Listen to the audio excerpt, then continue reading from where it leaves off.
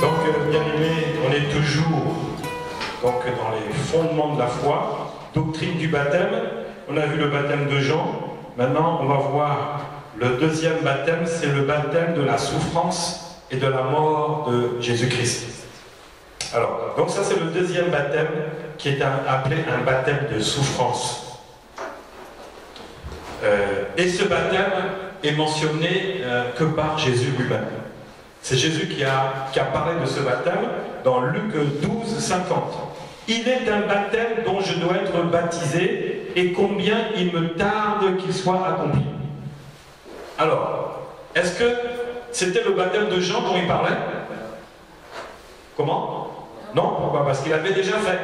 Alors, quel est ce baptême qui dit dont je dois être baptisé et combien il me tarde que ce soit accompli?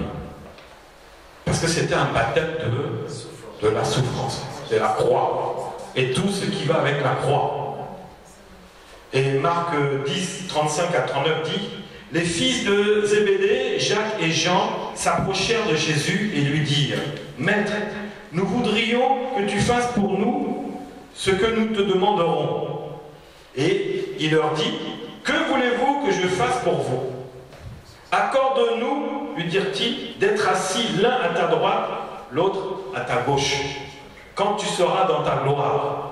Jésus leur répondit: vous ne savez pas ce que vous demandez. Pouvez-vous boire la coupe que je dois boire et être baptisé du baptême dont je dois être baptisé? Ils répondirent: nous le pouvons. Et Jésus leur répondit: il est vrai que vous boirez la coupe que je dois boire et que vous serez baptisés du baptême dont je dois être baptisé. Alors, ici donc, il ne s'agit pas du baptême de Jean, vous voyez, c'est clair, on parle de coupe, on parle de souffrance, il s'agit donc là de la coupe dont Jésus a fait allusion déjà. Il y a une coupe que je dois boire. Jésus parlait donc de la souffrance qu'il devait subir. Là, c'était pour tous les péchés du monde. Là, c'était un baptême qui maintenant annulait le baptême de Jean.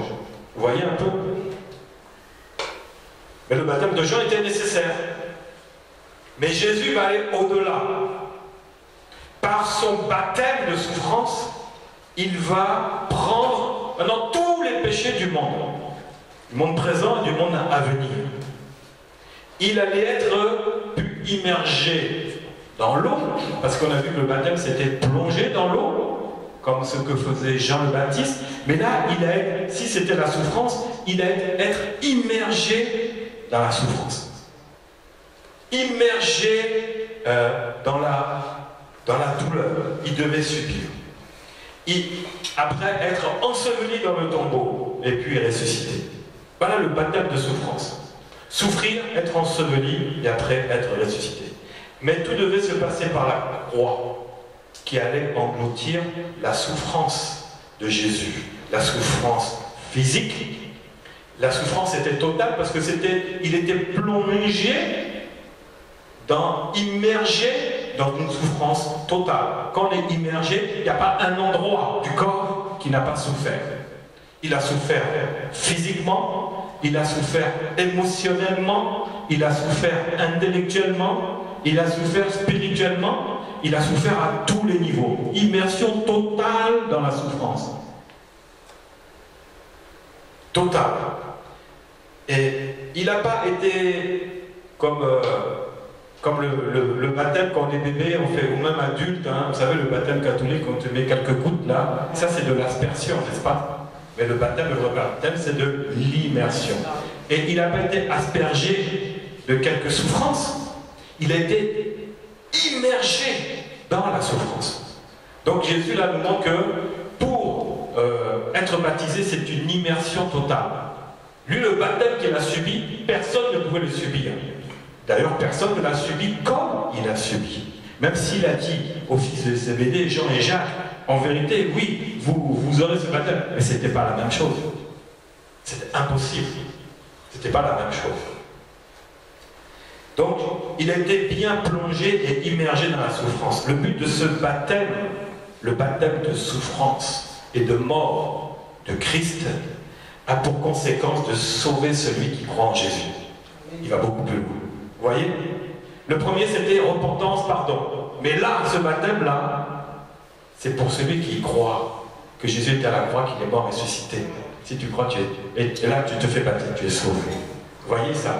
C'est d'abord amené à croire tout ce que Jésus a pu faire sur la croix. Et tous les événements qui se sont passés sur la croix. Quand le soleil s'est caché, quand le rideau du temple, le voile du temple s'est déchiré, même le centenier disait, cet homme-là, non, vraiment, ce n'était pas ce qu'on m'avait dit. C'était vraiment quelqu'un de spécial. C'était un baptême vraiment spécial. C'est un baptême pour qu'on puisse croire en Jésus et être libéré de tout. La croix libère de tout. Ce baptême de souffrance est amené non pour une repentance et un pardon, mais pour un changement total. Ça va beaucoup plus loin. C'est pour ça que dans 2 Colossiens 14-15, j'aime bien ce verset, parce que c'est un verset, si tu mets ta foi dessus, c'est puissant. Il a effacé l'acte dont les ordonnances nous condamnaient et qui subsistait contre nous. Il les a éliminés en le clouant à la croix. Il a dépouillé les dominations, les autorités et les a livrées publiquement en spectacle en triomphant d'elles par la croix. Voilà le baptême de souffrance de Jésus, ce qu'il a fait. Ça va beaucoup plus loin. C'est pour te sauver, te guérir. Celui qui est en Christ, il est une nouvelle créature. Les choses anciennes sont passées. Voici, toutes choses deviennent nouvelles. Ça s'est passé où? Sur la croix. Si tu crois à cela, si tu crois en Jésus, si tu crois à ce baptême de souffrance sur la croix, bien aimé, ta vie n'est plus la même. Parce que ta maladie a été clouée sur la croix. Et quand tu commences à croire ça, les démons tremblent. Pourquoi? Parce qu'ils savent. Mais les démons tremblent. Parce que là, ils commencent à perdre la personne. Ah, je réalise que mais c'est Jésus qui m'a déjà guéri. Et on m'a dit que j'étais malade, et j'étais malade. Mais j'ai cru que sur la croix, Jésus a pris l'acte avec toutes les ordonnances qui me condamnaient. Il a pris toutes les maladies. Et là, je crois que je suis guéri. Il n'y a plus de condamnation pour moi. J'étais condamné, on dit on avait une telle maladie. J'ai été condamné parce qu'on m'a dit tu seras un chômeur chronique. C'est-à-dire même si tu retrouves au travail, tu ne feras pas 6 mois, tu vas replonger dans le travail. Donc c'était les condamnations, bien aimés, dans la vie. Il y a des gens, ils n'arrivent pas à s'en sortir. Ils se disent, quel poids j'ai, sous quelle étoile je suis né. Qu'est-ce que j'ai fait à Dieu pour que je sois vraiment puni comme ça? Je l'ai entendu hier, aujourd'hui. Mais qu'est-ce que j'ai fait à Dieu? Qu'est-ce que j'ai dit pour souffrir à ce point-là? Mais celui qui découvre ça et qui met sa foi vraiment sur la croix et sur Jésus-Christ, il sera libéré de tout ça, toutes les condamnations. Y a-t-il pas eu une vie intérieure où j'ai fait des bêtises pour souffrir maintenant parce que j'ai 50 ans, c'est que des catastrophes? Et quand vous voyez cette personne-là, eh ben, elle souffre. Elle souffre. Obligée de prendre des calmants, ceci, cela. C'est pas une vie, ça.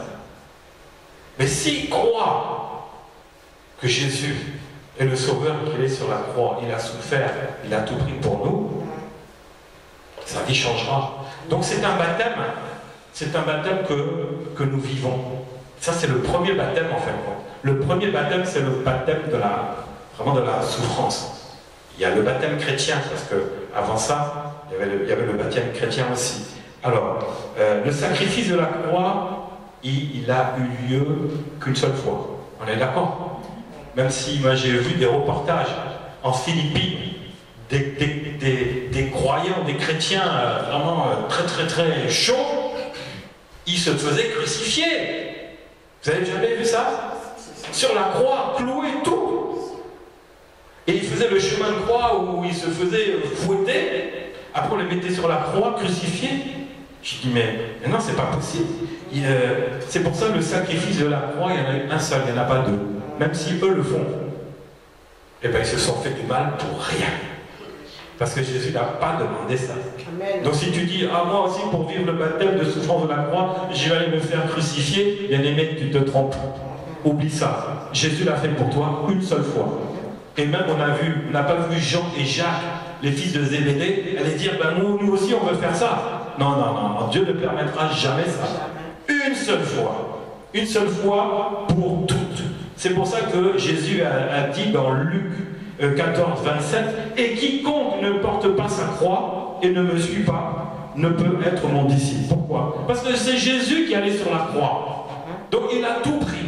Toi simplement, tu n'as qu'à croire. Pour vivre ce baptême de souffrance, tu n'as qu'à croire à ce que Jésus a fait sur la croix, sur le chemin de la croix. Tu crois à cela, et à ce moment-là, toi-même, c'est là que tu portes ta croix. Il a dit, est-ce qu'il a dit d'aller sur la croix? Jésus, est-ce qu'il a dit d'aller sur la croix? Il a dit quoi? De porter. De porter sa croix. Vous voyez la différence? Donc le baptême de souffrance, c'est Jésus qui l'a fait. Maintenant, lui seulement ce qu'il demande, porte la croix, c'est-à-dire crois au moins dans ce que j'ai fait. C'est ça. Et si tu marches, tu me suis, là tu deviens mon disciple. C'est-à-dire qu'il faut suivre aussi. Alors. Donc on n'a pas à souffrir alors. On n'a pas, quand on dit de porter notre croix, c'est pas une forme de souffrance, même si c'est pas la même que Jésus. C'est pas la même. C'est pas une souffrance, c'était un sacrifice. C'est un sacrifice qu'on fait. Et ça peut s'apparenter à une souffrance. Je fais un sacrifice, ça peut s'apparenter à une souffrance. Mais c'est Jésus, lui, qui nous demande de porter la croix. C'est les personnes toutes. Jésus. Mais pourquoi Jésus va demander qu'on porte la croix? Ben parce qu'il ne veut pas qu'on porte autre chose. Parce que ce qu'on va porter par nous-mêmes, c'est nos fardeaux, ça ne nous amènera à rien. Mais si on porte la croix, Jésus, il va nous alléger tout ça. Mais c'est pour qu'on soit fidèle, c'est pour nous tester. C'est des tests, ni plus ni moins, pour voir, est-ce que tu es vraiment disciple de Jésus? Prends ta croix, porte ta croix. C'est ça qui compte. Donc Jésus demande de prendre notre croix, parce que lui, c'est lui qui a souffert pour nous. Hein. Toi, tu n'as pas besoin de souffrir physiquement pour Jésus. Mais vous savez que ça existe. Vous savez qu'il y en a qui ont souffert pour Jésus. Ceux qui étaient déjà arrêtés et jetés dans les arènes au lion. Est-ce que ce n'était pas un baptême de souffrance? Oui. Ça en était un. Mais pas le même. Mais c'était une forme de baptême de souffrance, c'est-à-dire que, non. Vous voulez même que les lions me déchirent et que je renie Jésus, je renie pas Jésus. C'est un baptême de souffrance, ça. Même jusqu'à présent, dans le monde, vous savez qu'il y a des chrétiens qui sont tués, baptême de souffrance. Ça fait partie, c'est le baptême de souffrance. Quand Jean a été décapité, baptême de souffrance, Jean le Baptiste. Même les disciples aussi qui ont été décapités. C'est pour ça qu'il a dit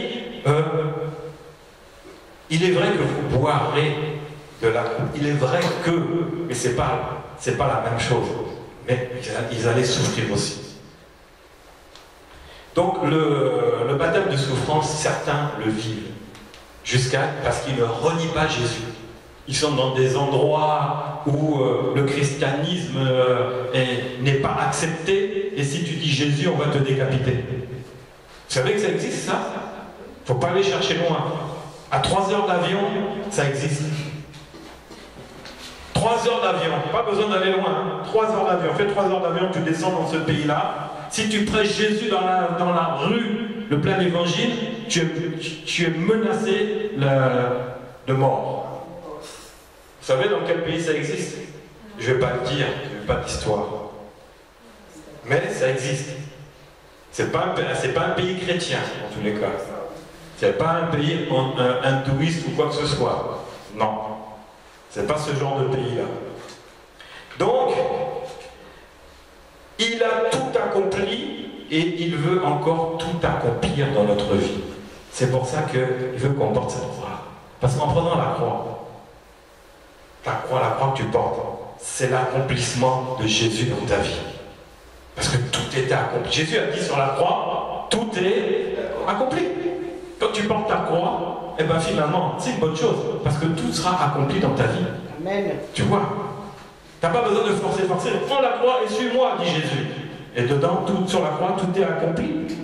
Hein? Le vrai disciple de Jésus, il doit passer par ce baptême-là. C'est-à-dire, il doit réaliser sentir dans son cœur que ce que Jésus a fait, c'est pour lui-même. Lui-même le disciple. Tu veux être vraiment un disciple de Jésus, tu dois réaliser, tu dois passer par le baptême de souffrance, là, dans ton cœur.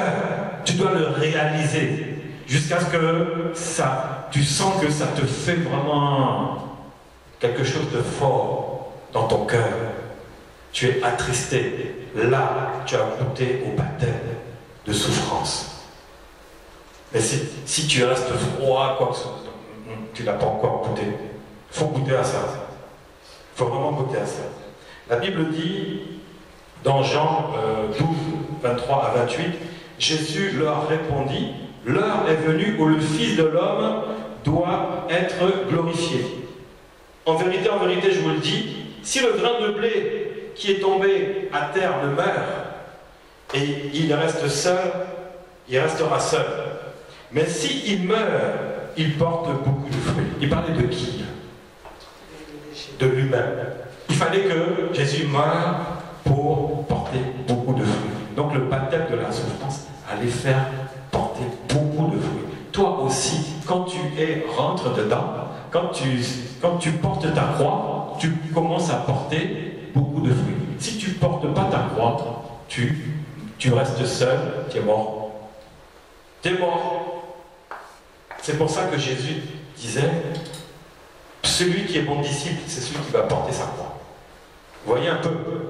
Et ça, c'est un baptême que chaque chrétien doit vivre. Même s'il est déjà vécu, mais dans ton cœur, tu dois maintenant réaliser cela. Croire en cela.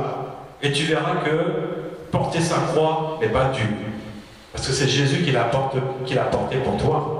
Il n'y a pas de croix à porter, elle a déjà été portée, n'est-ce pas? Mais si tu crois en cela, tu vas voir que quand tu vas porter la croix, mais en fin de compte, c'est Jésus qui la porte. Tu vas voir que le Seigneur sera avec toi, il va t'aider.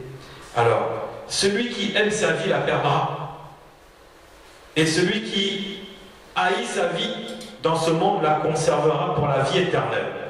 Si quelqu'un me sert, qu'il me suive. Et là où je suis, là aussi sera mon serviteur.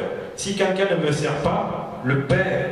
Si quelqu'un me sert, le Père l'honorera. Maintenant, mon âme est troublée. Et que dirais-je? Père, délivre-moi de cette heure. Mais c'est pour cela que je suis venu, jusqu'à cette heure. Père, glorifie ton nom. Et une voix vint du ciel, je l'ai glorifié, je le glorifierai encore. Donc là, c'était le baptême. Jésus a accepté de prendre la coupe, aller jusqu'au bout. Donc, bien aimé, c'est un baptême de souffrance et de mort qui doit être vécu au plus profond de toi-même. Ni plus ni moins. On ne te demande pas de faire quoi. Non, ça doit être vécu au plus profond de toi-même. Pourquoi? Pour rentrer dans l'amour de Christ. Voilà le baptême de souffrance. N'a-t-on pas pitié de quelqu'un qui souffre? C'est vrai? Tu vois une équipe de football très forte, une équipe très faible. Tu auras pitié de qui? Très faible. Et ton cœur ira vers où? Qui est très faible, n'est-ce pas? Jésus s'est affaibli.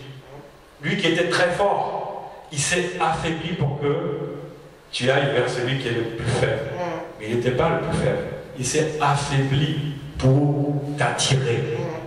Et Jésus attire comme ça. Comment? Un Dieu si grand, un homme, un prophète ou quoi si grand, un fils de Dieu si grand, comme ça. Tu ne vas pas commencer à dire, allez vers lui.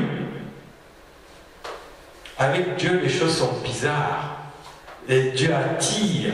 Il t'attire de cette manière-là. Moi, quand j'avais vu le film La Passion du Christ, au bout de 30 minutes, j'ai éteint la télé. J'ai dit, je ne peux même pas. Non, ça, c'est pas possible. Et pourtant, c'était des réalités, bien au-delà de ce qu'on pouvait penser. Pourquoi? Dis non. Moi, mon Jésus, je l'aime tellement que si je vois ça, là, non, je supporte même pas. J'ai pas besoin de ça. Ça va me faire encore plus mal d'avoir des idées. Moi, je vois, maintenant, j'ai passé ce cap-là, je vois mon Jésus qui est vivant. Amen. Mais d'abord, avant que tu le voies vivant, tu dois d'abord réaliser qu'il est mort pour toi, qu'il a été immergé dans la souffrance pour toi. Amen. Et c'est comme ça que tu vas maintenant, tu vas l'aimer, ton cœur sera vraiment dirigé vers lui, et c'est là que tu vas découvrir qu'à travers ça, Dieu t'a réservé une belle surprise. Il te guérit, il restaure ta vie, il change ta vie, il te donne la vie éternelle. Tout ce que tu as besoin, il te le donne. Voilà le secret qu'il y a derrière ce baptême de souffrance. Et il te donne une nouvelle vie maintenant pour marcher avec lui et pour le servir. Parce que tu es un disciple, serviteur de Dieu. C'est là le but que Jésus veut t'amener. Parce que c'est ça le vrai chemin. C'est ça qui va changer ta vie. Parce que c'est la vie éternelle qui compte. Les guérisons, pour Jésus, c'était qu'un accessoire. Ce qui était le plus important, c'était que la personne soit sauvée. Et la souffrance, par la croix, il y avait tout dedans. Il y avait la guérison et il y avait le salut. Quiconque croit en lui sera sauvé. Et baptisé, évidemment. Voilà. Est-ce que vous avez des questions sur ce baptême-là? Le baptême de la souffrance et de la mort de Jésus-Christ. Est-ce que vous comprenez mieux? Comprenez maintenant? Si on te pose la question, qu'est-ce que c'est que ce baptême? Tu sauras quoi dire? Ou tu as des questions à poser sur ce baptême-là? Non? C'est ok? C'est clair? Parce que tu as déjà vécu ça, donc tu le connais. Maintenant, tu sais que on ne va pas se faire baptiser dedans, parce que c'est Jésus qui l'a fait une fois pour toutes. Voilà, que Dieu vous bénisse. Allez dans la paix de Christ. Amen.